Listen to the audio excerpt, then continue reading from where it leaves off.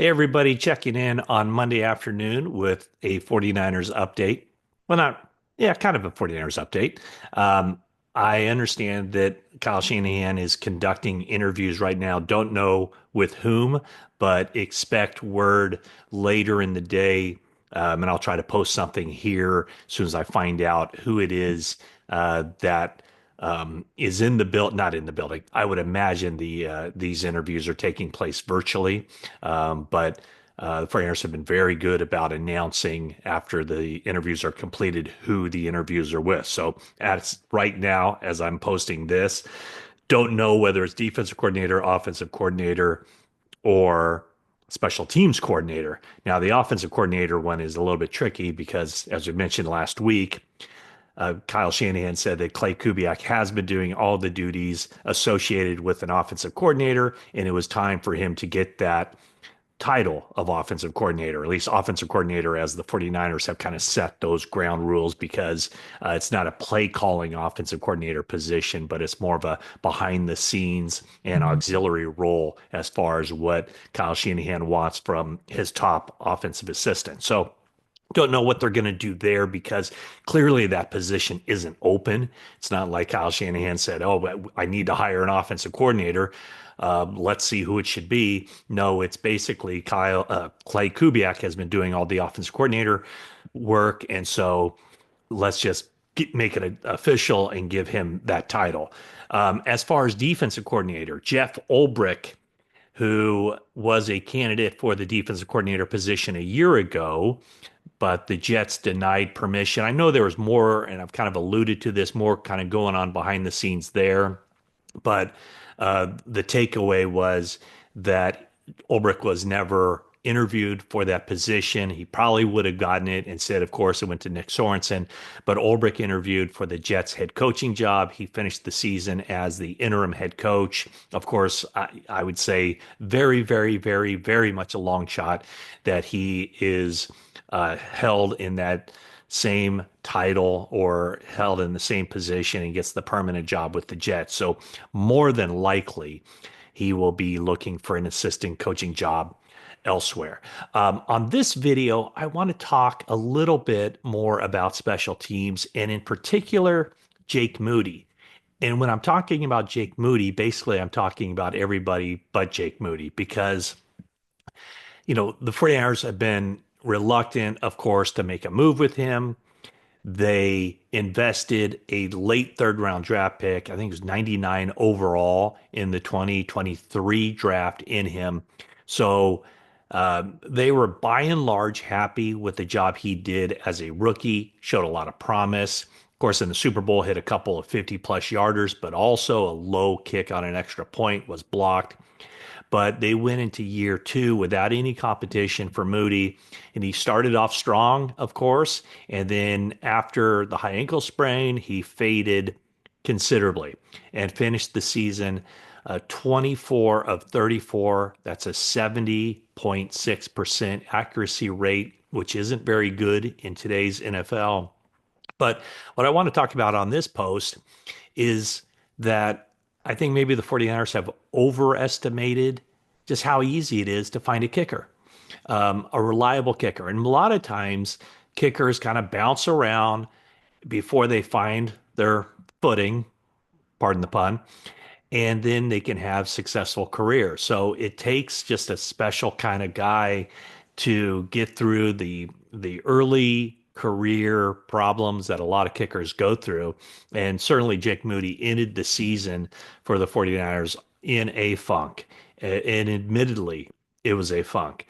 But as I watched the last half of the NFL season, as I watched the playoff games on Sunday, in particular the Sunday night game, what struck me was that the 49ers have already had some successful kickers in their building that they let go, whether it was somebody coming in to replace Robbie Gould, who was injured, or somebody coming in to replace Jake Moody, who was injured. The 49ers have had no issues whatsoever finding NFL caliber kickers. And that's why I think that it shouldn't be that difficult. And, in retrospect, I think we can probably all agree they shouldn't have picked a kicker where they did late in the third round at number 99 because of, as I said, the success that they've had getting kickers. And the first one I'll start off with is Chase McLaughlin. Now, he was with the 49ers in 2019. He came in when Robbie Gould was injured. He kicked for a few games.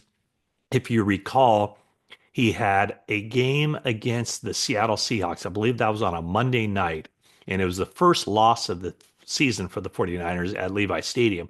But he made some clutch kicks in that game, but I think that there was a kick, I believe it was an overtime that could have won it, and he shanked it horribly to the left. And in fact, he hit it into the tunnel where the 49ers come out. And my colleague Jennifer Lee Chan was down there, and she kind of got a viral video of the ball like nearly hitting her or a security guard as it bounced in there. But anyway, the reason I'm bringing up Chase McLaughlin is because since he was with the 49ers in 2019, he's found an NFL home, and he's found it with the Tampa Bay Buccaneers. And this season, he was 30 of 32 for field goal accuracy. That's 83.8%. And in the playoff game on Sunday night against the Washington Commanders, he hit field goals from 50 and 32 yards. Well, let's just stick with that game right there. That game, the Commanders and the Tampa Bay Buccaneers. Of course, Zane Gonzalez, who had kicked in the league a little bit, but then had some injuries. He was with the 49ers in training camp of 2023, and there was really no contest because Jake Moody was going to, excuse me, he was going to get that job after, the 49ers invested a draft pick in him as a rookie.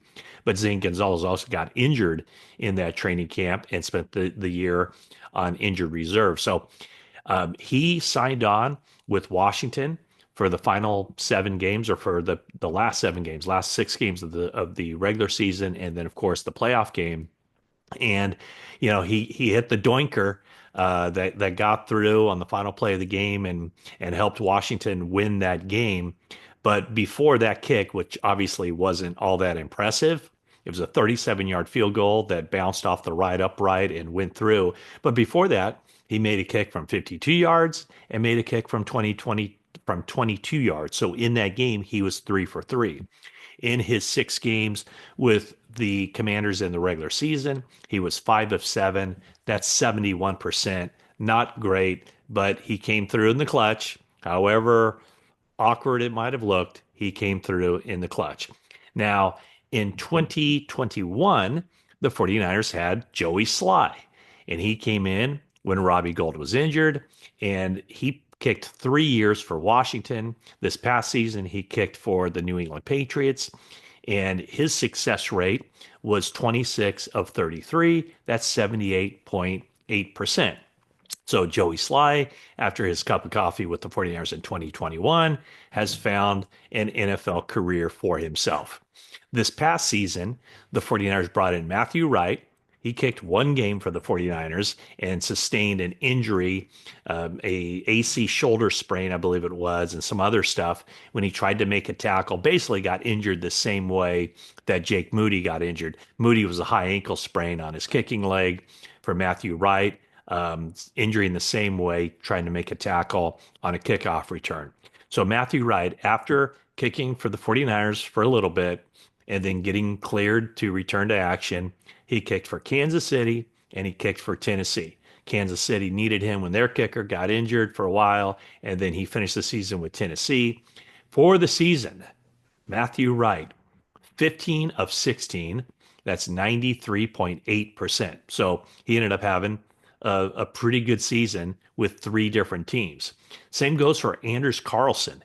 He came to the 49ers after Moody was injured, after Matthew Wright was injured, and Carlson ended up making 13 of 15 field goal attempts. That's 86.7%. He went to the 49ers, of course, and then after that, he signed on with the New York Jets. So, of all those kickers I mentioned, the guy who had the lowest field goal percentage this season, Jake Moody, 70.6%. So whether it's Chase McLaughlin, Matthew Wright, Anders Carlson, Joey Sly, Zane Gonzalez, a postseason hero for the 49ers, it's not as if they've had difficulty finding kickers who can just step in and do a reasonable job. So that's why I think, the fan base, and I'm sure a lot of our viewers here have been clamoring for the 49ers to move on from Jake Moody. Now, my impression is he'll start this next season with a clean slate.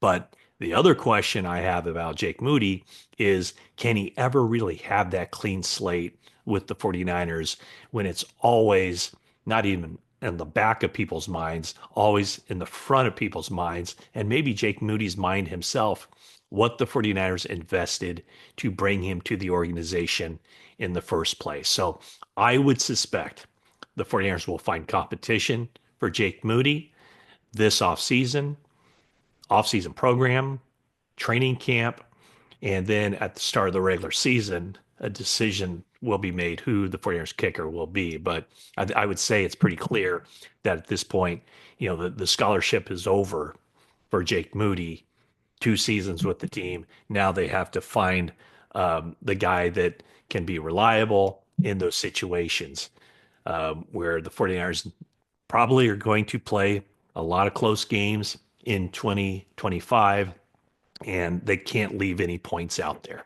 Speaking, another thing about special teams, for Aaron's, obviously special teams were horrendous this season. That led to Brian Schneider's dismissal as the coordinator of special teams. As I'm taping this right now, the 49ers have interviewed Jet Modkins for the job. He's the son of former 49ers offensive coordinator Curtis Modkins. So we'll see what happens there. Also, Nick Sorensen, clearly a candidate for the special teams coordinator job. But, a couple of years ago, the 49ers went out and they got special teamers. They got Oren Burks and they got George Odom. That was in 2022. And Oren Burks, speaking of the postseason, he's the one that really got the Eagles going on Sunday with his hit on Keyshawn Nixon for the Packers, a very good return man for the Packers. He made a big hit on the opening kickoff. Nixon fumbled.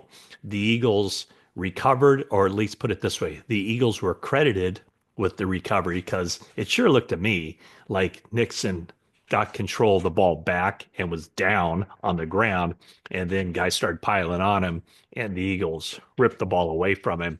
But anyway, Oren Burks makes a huge play. 49ers did not re-sign him. Odom remained on the team for this season.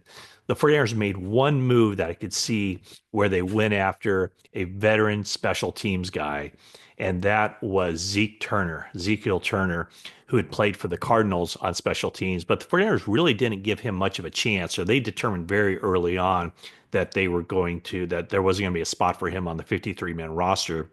So they released him, and he's a special teams player, backup linebacker. He kind of kicked around a little bit. Forget where he went. I think he went to the Texans first, but ended up being signed by the Detroit Lions as a special teamer. And because of all the injuries they've had, Zeke Turner has had to play a significant role on defense. So my point being that as bad as special teams were for the 49ers with the specialist of Jake Moody, and by the way, just throwing it in as an aside, Mitch Wishnowsky battling the back injury all season. We don't know what his future is. 49ers did bring in a punter, Pat O'Donnell, late in the season or for middle of the season to perform those duties. But special teams is an area where it doesn't take a whole lot of cap space. All it takes is a commitment to find the right guys to help out. And I think they can turn special teams around rather quickly. One thing that also I think I noticed is it's really incumbent upon special teams coordinators and teams to devote enough classroom time for special teams players just to know the rules.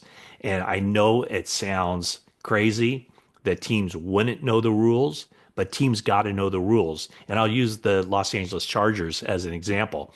Late in the season, they were coached up well enough to know the rule about the uh, fair catch free kick, which enabled the Chargers to line up for a field goal attempt, an unrushed field goal attempt late in a late season game.